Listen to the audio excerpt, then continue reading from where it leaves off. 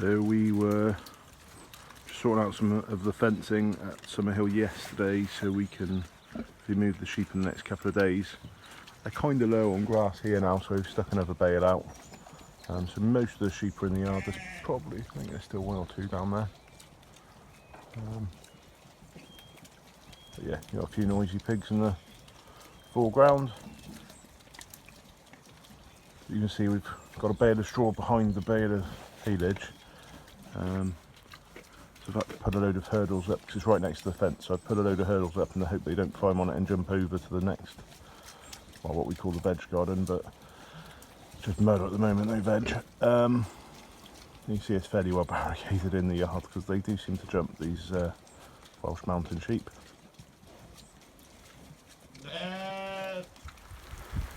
So just got here today, so obviously raining quite a bit. You can see we've got a bit of a nightmare scenario where the shuttering was between the soil and the concrete up there. The rain is basically flowing down off the road straight into our yard, and literally it is completely swamping everything at the moment, which is kind of the stuff of nightmares a bit.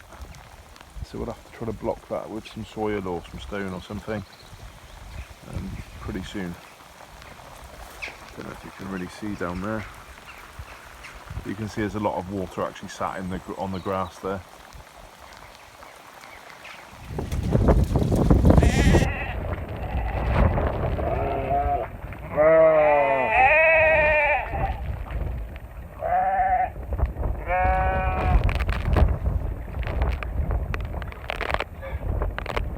So you can see it's very wet everywhere. Obviously we're quite short of storage, as most of you all know.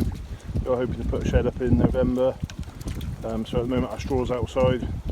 So given some of these ewes like to jump and climb, we've kind of got some, I thought, you know, sort of on end hurdles just to stop them jumping.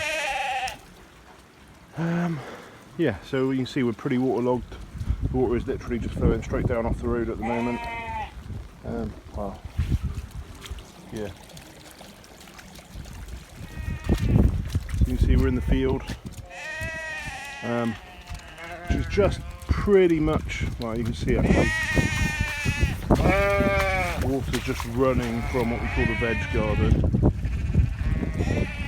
Literally just kind of finds an easy path. The field is very wet. The rain is literally just running down straight down from the road through the new entrance in the yard and into the field. You can see it's finding the easiest path. So where we flattened the grass with the dumper, it's just kind of running down there and finding its way out as well. Can't see the top of the hills today. Clouds too low.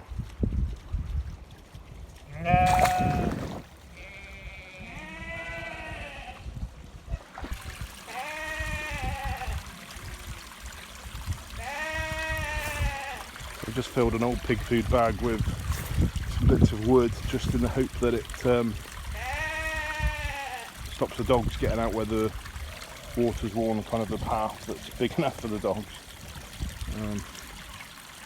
So maybe do something slightly more permanent eventually. Today we're going to show you how we worm, tag and tattoo our weaners.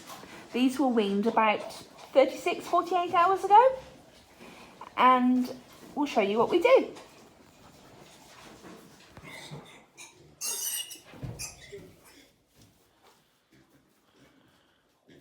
Right, so tag is the tattoo in the tag gun. I'll show you how to do that in a minute. You find a secure part here, a fair way up, and a sharp, and then release. Let go. Good girl. All right. Pinch. And what we do to ensure that we get a really good tattoo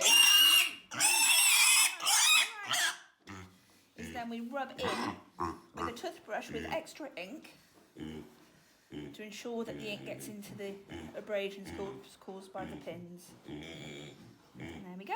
And then the next thing we do The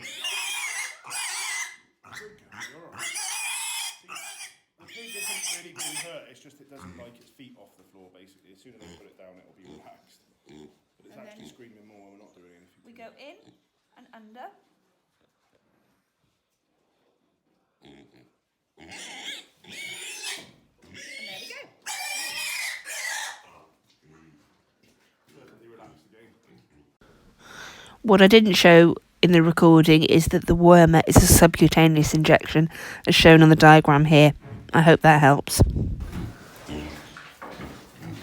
So if you're not used to pigs, that could be a little bit, could look like we're hurting them. It's a legal obligation, we legally have to tag them if we're going to keep them beyond a certain age, which some of these we may well do.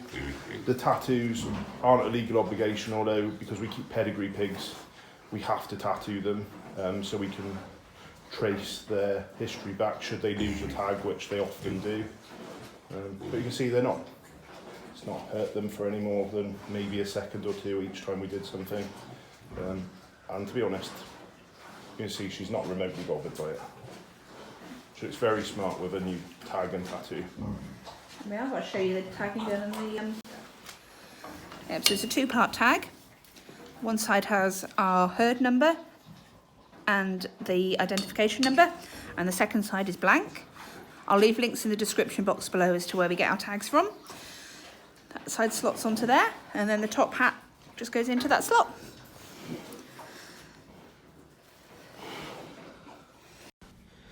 Again, it's not that easy to show on the recording. Here is a close-up of the tagging flyers that we use. And here is a close-up of the type of tags that we use. I will leave links to both of these items in the description box below.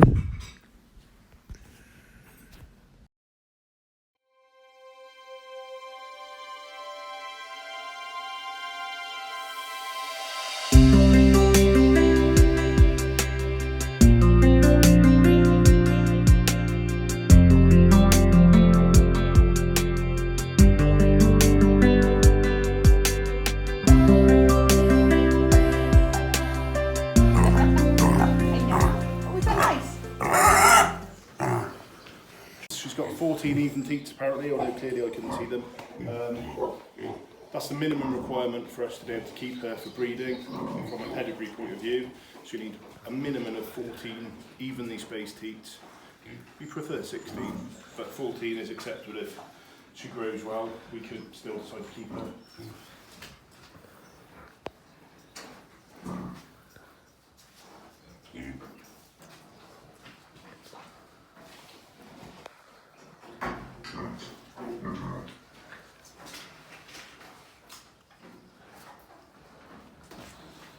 Did that before their breakfast, so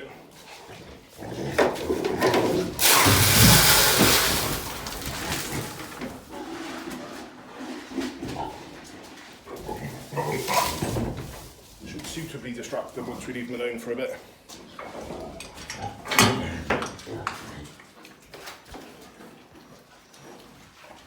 And here we are, a couple of minutes later, happily eating their breakfast. So, or headbutting each other, one of the two. But yeah, no issues. We've got their priorities. Yeah, ruled by their ruled by their stomachs. The other pigs from this litter we had yesterday morning. We sold a few yesterday, but these are the ones we're going to keep. We think, either for meat or for breeding, we're not sure yet, but we're going to keep them and grow them and see how they do. Come on.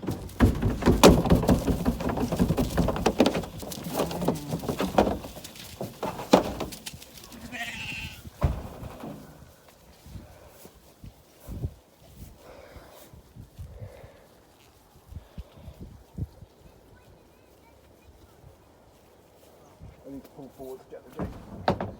Just open them back.